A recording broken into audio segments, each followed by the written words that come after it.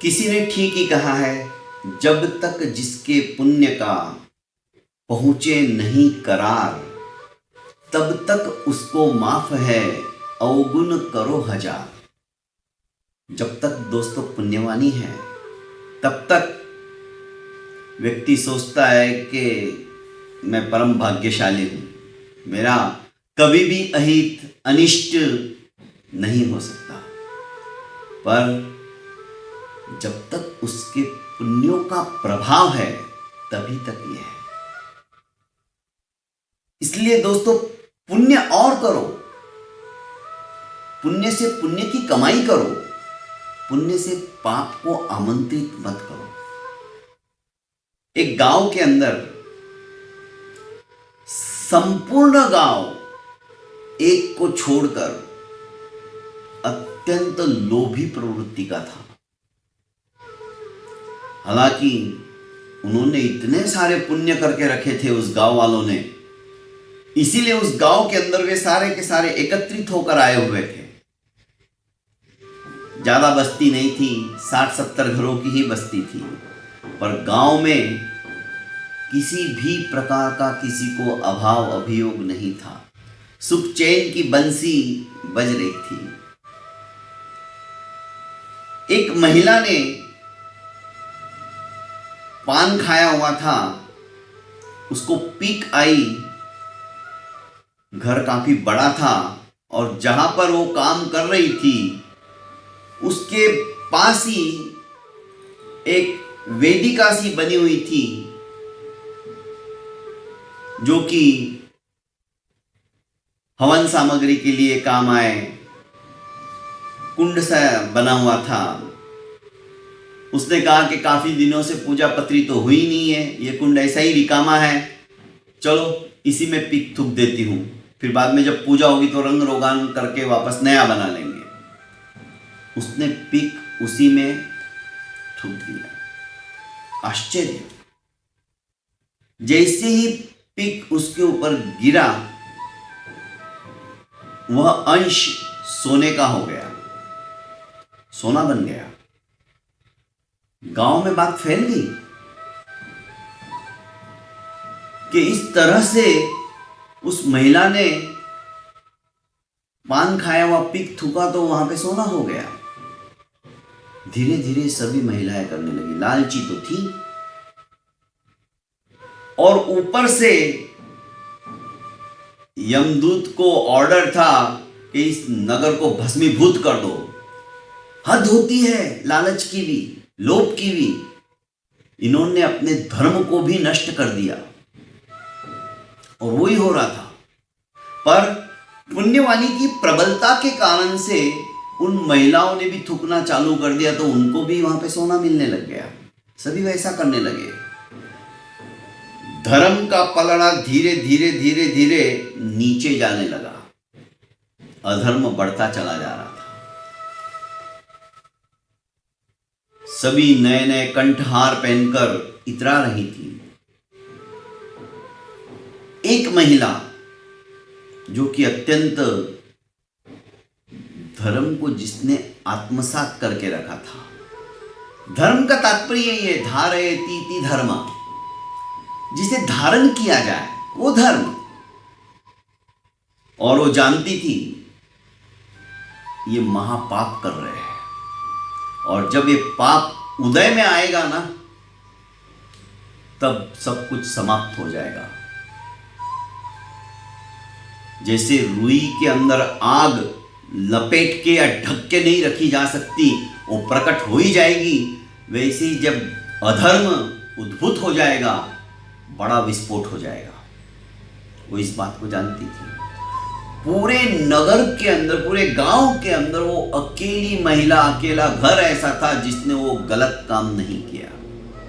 महिलाएं आती, चिढ़ाती, अपना आभूषण उसे बार बार बताती, नित नए आभूषण बताती, पर वो कहती नहीं, मैं ये काम नहीं कर सकती, और इस काम के लिए मेरा पति भी मुझे कभी इजाजत नहीं देगा। यदि उसे पता चल गया, मेरे मन में ऐसे विचार भी आया है, तो मुझे वो ही खत्म कर देगा।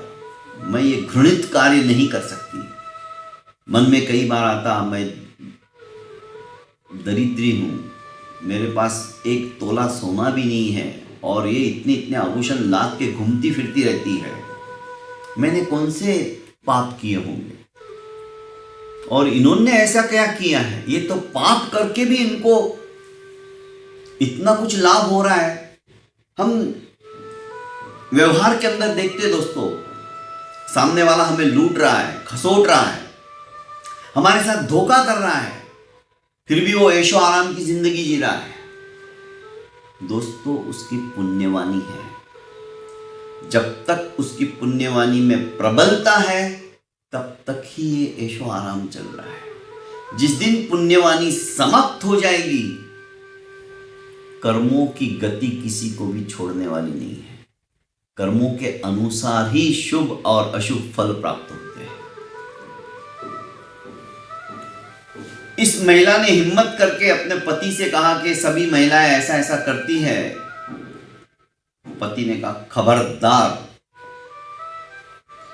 ऐसे विचार भी यदि मन के अंदर लाई तो हम भूखे नहीं मर रहे हैं। सुख की 2 जून रोटी हमें मिल रही है, पर यह काम तुम कभी मत करना। धीरे धीरे वो महिला, क्योंकि बार बार कानों के अंदर वही बातें सुन सुन के अड़ोसी पड़ोसियों की, वो बीमार सी रहने लगी। मैंने क्या ऐसा पाप किया, मैं तो कर भी नहीं रहा हूं ऐसा घृणित कार्य, फिर भी मेरे पास कुछ भी नहीं है, स्वर्णाभूषण नहीं है, कुछ भी नहीं है, एक सादी अंगूठी तक नहीं है। इसी सोच सोच के अंदर वो बीमार होती चली जा रही थी।